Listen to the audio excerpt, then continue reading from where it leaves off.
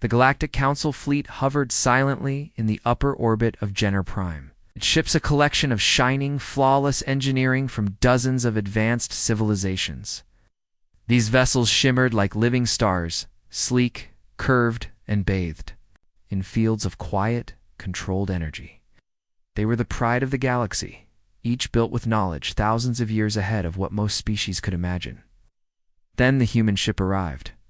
It dropped out of sublight with a dull pulse of distorted space, creaking and rumbling as if the universe itself was surprised it still held together. It looked nothing like the Council ships. Its hull was solid metal, scarred and scorched in places.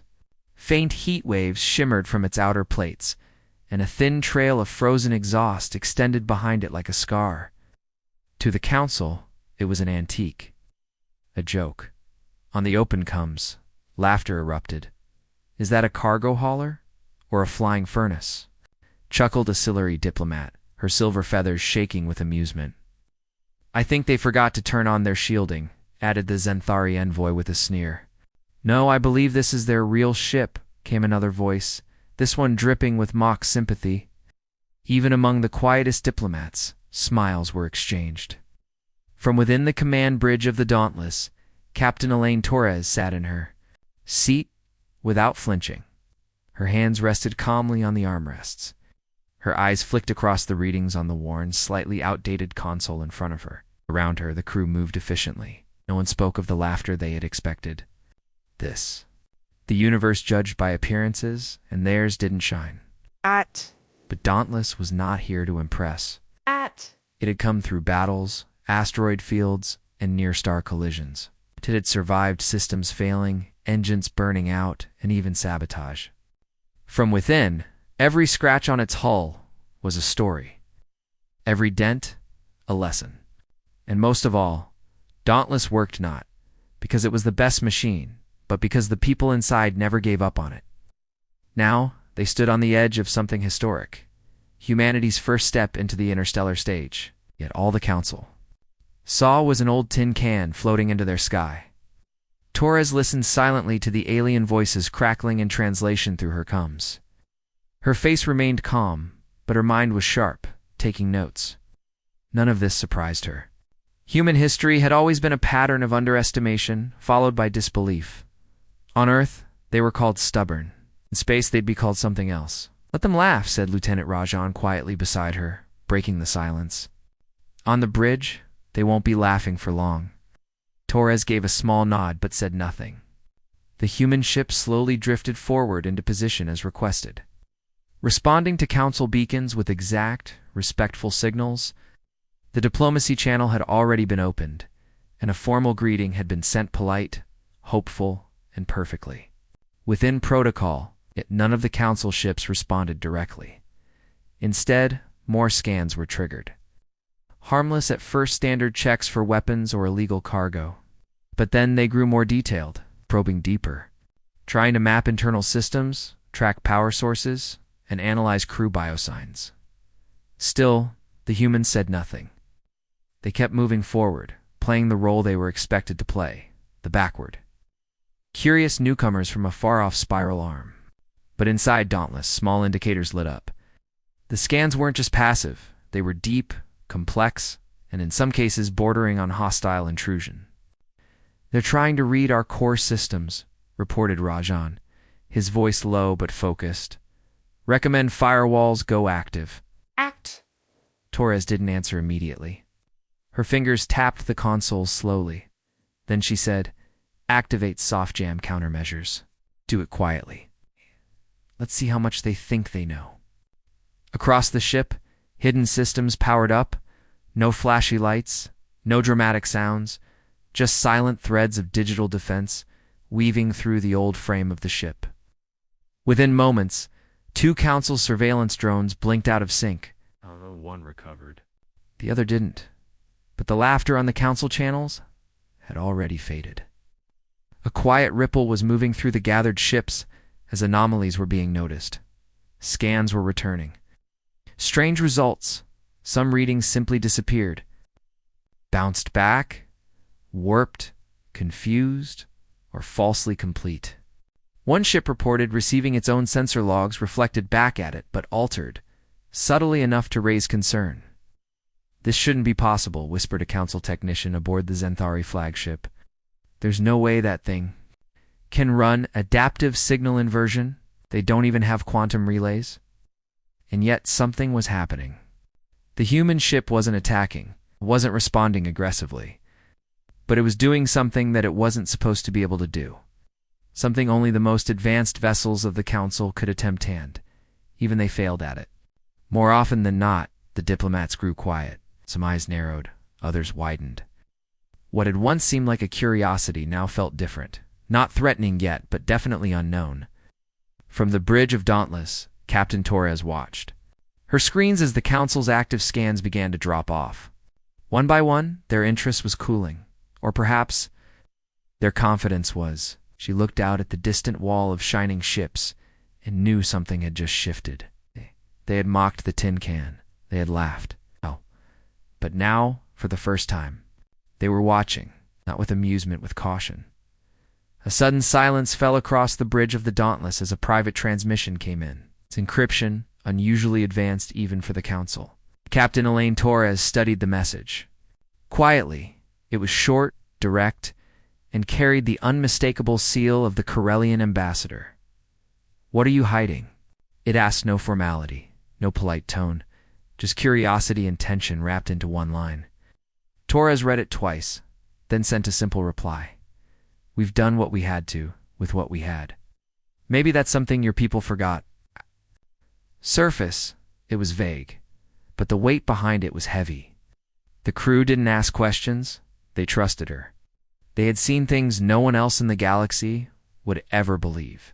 And now, as pressure built outside their ship, Torres allowed herself a brief moment to remember where this all began. It hadn't started in fancy orbital labs or shining research stations. It began on Earth in places cold and forgotten, deep.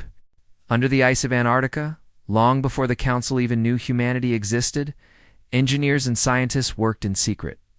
With old tech, old fears, and older hopes, they began building what no one thought possible.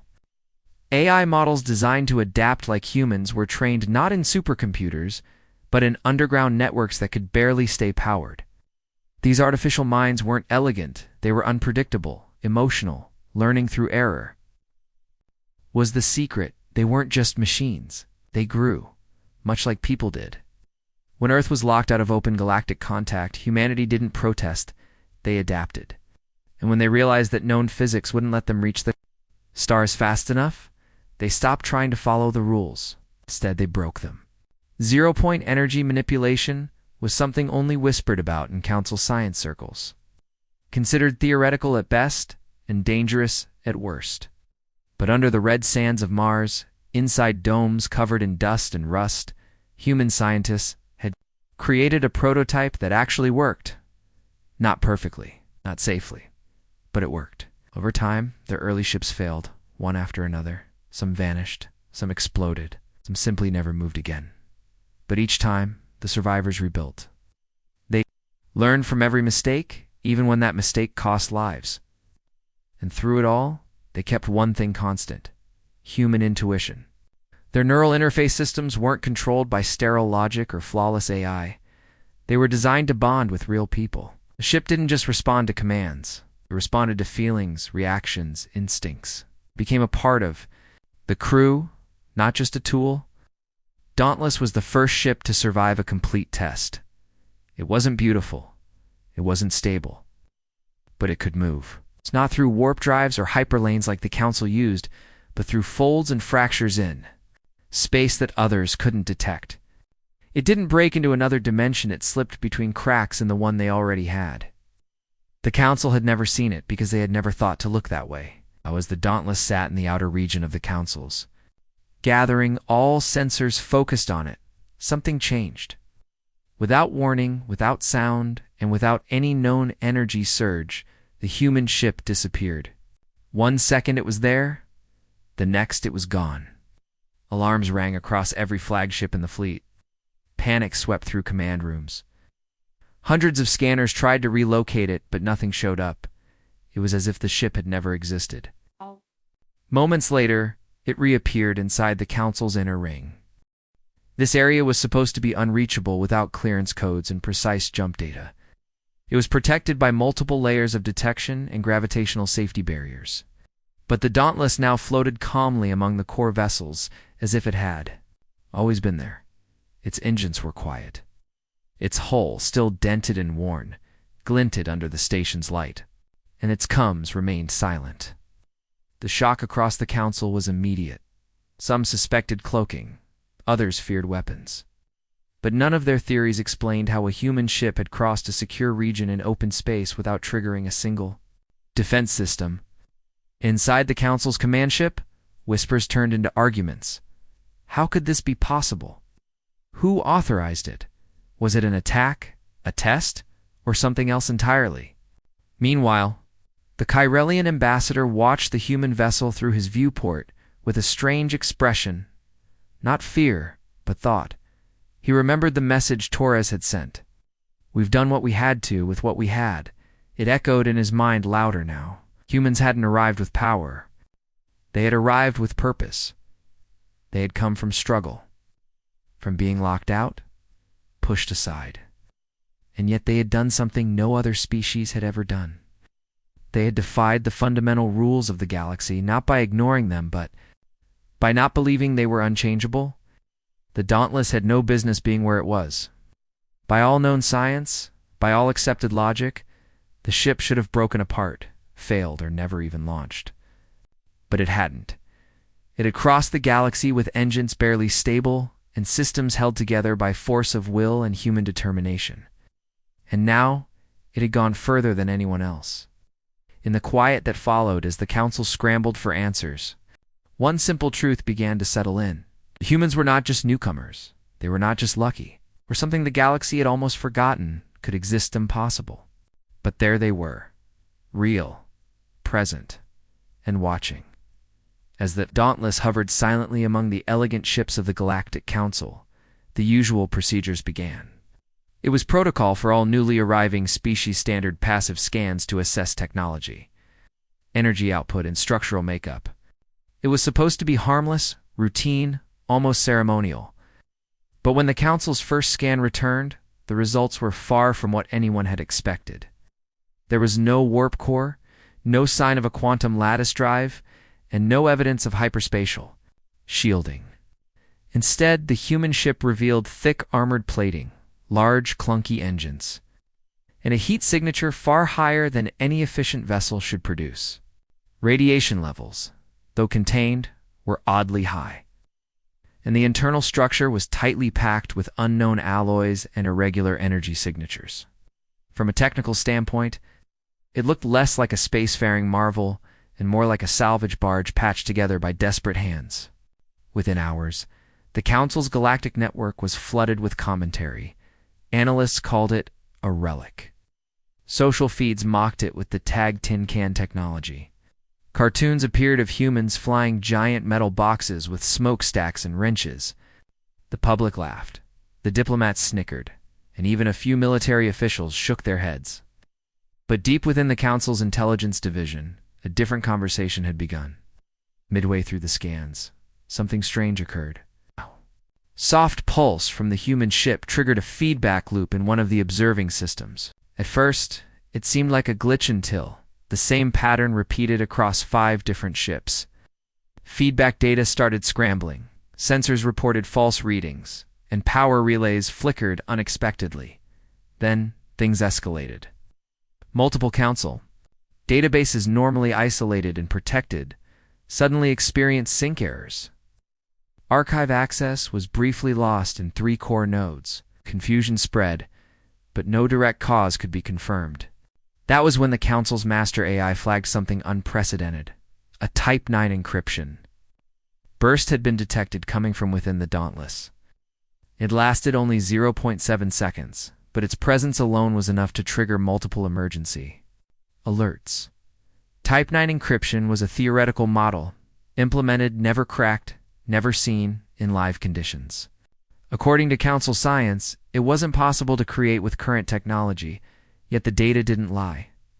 The signal matched the math perfectly. What was this ship? Panic began to spread, not in the open, but in restricted, encrypted council channels. Quiet, nervous messages passed between security heads. Scientists who had mocked the humans just hours ago were now requesting access to raw scan data. But before they could study further, the humans made another move. Without warning, they shut down their transponder, cutting off their identity. Signal, a move considered risky and suspicious. In response, the Council sent 2 surveillance drones closer, programmed for silent observation. They didn't make it. The first drone stopped transmitting 3 minutes into its approach. The second sent one last frame of distorted visual data before going completely offline. No explosion, no energy surge, just silence. All systems from the drones became unreadable, as if they had been wiped clean in a single blink. Alarms triggered in several council ships, but still the Dauntless remained still, not moving, not attacking, not responding. It sat calmly in space, unshaken and unreadable. At that point, the Council's internal command network made a critical decision. All ongoing scan logs of the human ship were to be sealed immediately. No public reports, no further analysis, and even internal access was restricted to top level. Security only. The public wouldn't know what had happened. The Galactic Net continued making jokes, creating funny songs, and mocking the tin can from Earth. But those who sat in command chairs, those who read censored data with trained eyes, no longer laughed. Something was hidden beneath that thick armor. Not a weapon, at least, not a visible one, but a layer of systems and intelligence that should not exist on a vessel so primitive in appearance. The deeper scans weren't just returning false data, they were being actively misled. The humans had designed their ship not only to function in space, but to confuse anyone trying to understand it. The false readings, the encryption burst, the failure of drones, all of it suggested a level of control the Council didn't yet understand. This wasn't just brute force, it was precision, and that frightened them, yet they couldn't admit it, not openly. To acknowledge that the humans had slipped past their defenses, even slightly, would be to admit weakness. And so, the official reports stayed cheerful. The memes continued. The jokes did not stop. But in the hidden corners of the Council's intelligence network, research directives were sent out with high urgency. Find out how the humans built that ship. Find out how they masked their systems. Find out what else they're not showing. Meanwhile, aboard the Dauntless, Captain Torres reviewed her own system logs with quiet satisfaction. The crew had followed instructions perfectly. The deception layers held. The drones had been neutralized by passive countermeasures that were already built into the hull. No attack needed. The encryption burst had been a pre-programmed test, just to see who was really watching. They had their answer. The Council had noticed, and their silence spoke louder than their laughter ever had. Torres didn't celebrate. She simply marked the next step in the mission. This encounter had proven something important. The Council underestimated humanity, but not for long. The universe was watching, and slowly, the truth was beginning to rise from behind the curtain of mockery. Something impossible had just entered their world, and no scan could hide it now. The Council chamber, once calm and full of polite whispers, had turned into a storm of voices, arguments, and rising fear. The disappearance and sudden reappearance of the Dauntless in the most secure part of the Council's fleet had shaken every belief they held about their control over space and technology. Some members stood accusing humanity of secretly developing forbidden technology, perhaps something buried deep from the old wars of the galaxy. Tools left behind by the mysterious precursor races that vanished long before the Council was ever formed. Others believed the humans were a lost offshoot of such a race, somehow returning after millennia of silence. Their reasoning was driven not by facts, but by fear, because what had just happened could not be explained using any of the Council's science. Dozens of surveillance systems had failed to track the human ship when it vanished, and every attempt to follow it had ended in confusion or errors. Its return to the inner ring was smooth, silent, and untraceable. When a Council boarding craft approached to inspect the vessel under standard protocol, it was greeted not by weapons, but by a defense field unlike anything ever recorded. No energy spike, No visible structure, but any device that came within 50 meters of the hull simply shut down. Tools stopped working. Sensors went blind. Data vanished. The boarding teams. Shuttle floated powerless for several minutes before being carefully pushed back by an invisible force. Not a single shot had been fired, and yet the message was clear. Don't try that again. In emergency meetings held behind sealed doors, council leaders argued for hours. Some demanded isolation of Earth and sanctions against all human vessels. Others urged caution, reminding everyone that the humans had shown no aggression. Few simply sat in silence, wondering how the galaxy had missed humanity's rise. In one of these secret chambers, Captain Elaine Torres stood across from a Kiraline diplomat, one who had once laughed at the first image of the Dauntless, calling it a metal coffin from a broken world. Now, the alien's eyes were wide, not with amusement, but with something closer to awe. The air between them was tense, but Torres remained calm. Her uniform was simple, her posture was firm. She spoke not with pride, but with truth. "Mock what we built because it doesn't look like yours," she said, her voice steady. "But we didn't build this ship to win awards or praise. We built it to survive, to bring us back home. You measure progress by how elegant something looks, how clean the design is, how much energy it saves. We measure it by what keeps us. Breathing in the dark, what keeps a hull together when everything else breaks. What gets us through one more impossible challenge." Her words hung in the room like quiet thunder. The diplomat didn't reply, not right away. He had no answer. He had seen the reports, how the human ship used strange engine harmonics, how it warped the space around it in brief, unstable flickers, how its AI systems reacted faster than any council program without following any known pattern. It was as if the Dauntless could predict intent before actions were taken. And yet it wasn't elegant. It wasn't beautiful. It looked like it had been welded together by desperate hands and powered by courage more than science. But it worked. That was the most disturbing part. Everything the council had dismissed as outdated or impossible, the humans had somehow made real. The Corellian diplomat finally nodded once and left without a word, clearly shaken. The truth had landed like a quiet explosion among the inner members of the council. It wasn't just that the humans had something new, it was that they had done it without permission, without access to shared knowledge, and without help. They had been locked out of the galactic network for decades after first contact had failed. To impress, they had been forgotten, left alone to their own limits, and yet somehow they had gone beyond those limits. Word began to spread in whispers. Security divisions placed watch orders on Torres and her crew. Science councils requested private analysis of the human ship, hoping to understand its systems. And then, something unexpected happened. One of the council's own scientists defected. Dr. Harali, a lead researcher from the Valari Institute of Spatial Physics, sent a message directly to the human command ship, requesting asylum. In his message, he admitted what others were too afraid to say. "Your people have done something we believed impossible," he wrote. "Not just with your ship, but with your thinking. I want to learn from you. I want to understand how you broke through barriers we considered unbreakable." The message shocked the council, but it was already too late. Relly had boarded a small transport, changed his identity tag, and fled to the human docking zone using outdated codes that no one had bothered to delete, proof again that the council had grown too confident in its systems. Inside the Dauntless, the crew received Harali with caution but respect. Torres approved his request and added his name to a quiet but growing list: scientists, engineers, and thinkers from other species, now curious, even desperate, to understand how humans had built the impossible. The ship remained quiet on the outside, its metal hull still looking worn and simple. But behind its surface, something powerful had begun, a shift, a change. Not in weapons or war, but in minds. The council had once laughed. Now they watched. And some of them, for the first time, listened. The invitation came quietly, not with trumpets or ceremony, but with a single encrypted message sent to Captain Elaine Torres aboard the Dauntless. After all the tension, confusion, and fear, the council finally agreed on one thing: humanity could no longer be ignored.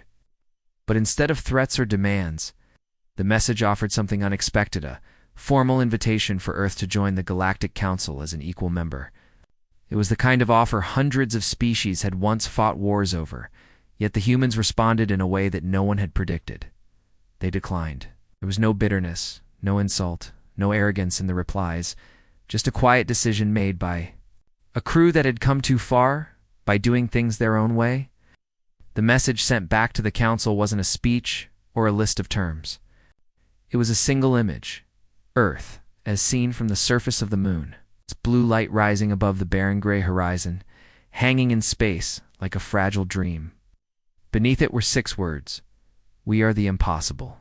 We always have been." The image spread across the galaxy like wildfire. It was translated into hundreds of languages, painted across station walls, printed on school books, and whispered in quiet rooms where scientists and thinkers gathered. Something had changed, something deeper than politics or technology. Dauntless had come into the heart of the council, not with weapons or threats, but with a kind of quiet defiance the galaxy wasn't ready for. Later, as years passed, parts of the incident were declassified by the council. Archived, scanned data, internal messages, and sealed observation logs were made public, though many files remained hidden.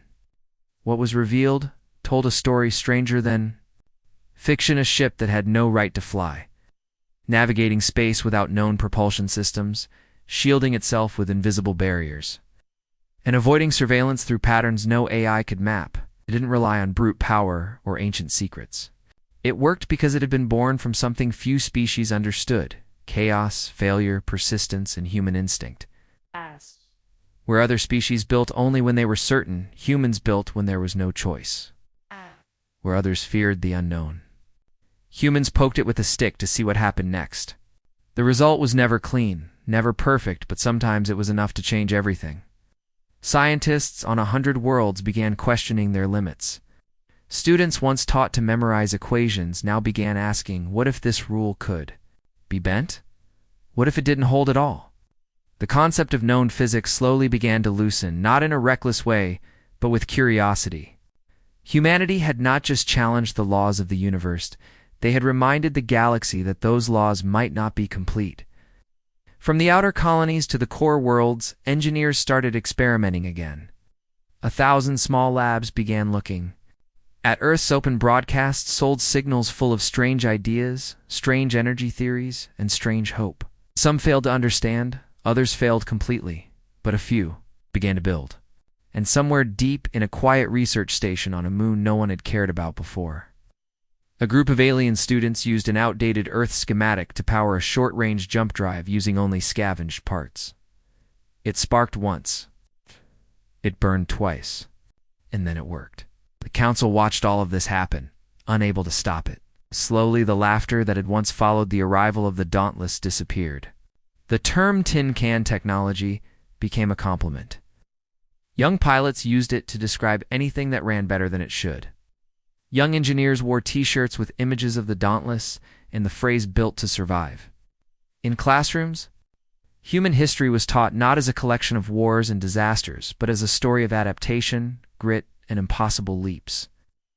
And though Earth remained outside the formal council structure, its influence only grew. Delegates still came. Scientists visited. Some aliens even applied to work on human ships, curious to understand how something so messy could be so powerful. Captain Torres never gave another speech. She didn't need to. Her ship had spoken for itself. And somewhere deep in the memory banks of the council archives locked under high security, there existed one more file, undisclosed to the public, but known to a few.